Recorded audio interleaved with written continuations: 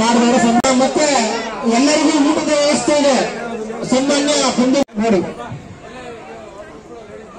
ಆನಂದವರ ಮಹಿಳಾ ಸಂಘದವರು ನಮ್ಮ ಸಚಿವರಿಗೆ ಪ್ರಯುಕ್ತ ಅವರಿಗೆ ಅಭಿನಂದನೆಯನ್ನ ಮುತ್ತೈನವರು ಮಾಸ್ಟರ್ ವಿದ್ಯಾ ಶ್ರೀಮಂತಿಕೆಯನ್ನ ಬಳಸಿಕೊಂಡು ದೀನ ದಲಿತರಿಗೆ ದಾನ ಧರ್ಮಗಳು ಬರ್ತಾ ಇಲ್ಲ. ಅವರು ಮುತ್ತೈನವರು ಬರ್ತಾ ಇಲ್ಲ. ಎಲ್ಲ 8ನೇಯ ವರ್ಷ ಪೂರೈಸಿ ಈಗ ಜನಸೇವೆಗೆ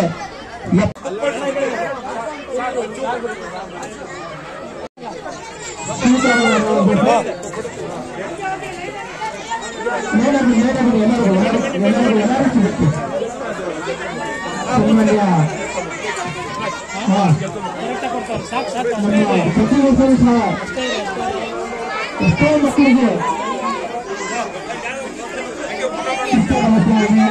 ಮುನಿಯಾಜಿನಪ್ಪ ಅಂತ ನಮ್ಮ ಗುರುಗಳು ಆರ್ ಕೃಷ್ಣಪ್ಪನವರು.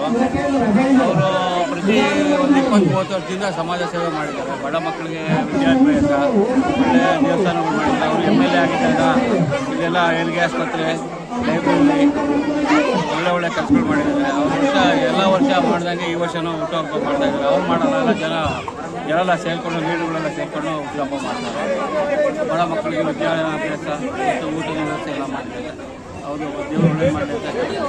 ಸರ್, ಮುಂದೆ ಇನ್ನ ಬೇರೆ ಥರದ್ದೇನಾದರೂ ಅಪೇಕ್ಷೆಗಳು ಇಟ್ಕೊಂಡಿದ್ದೀರಾ ಅವ್ರ ಬಗ್ಗೆ?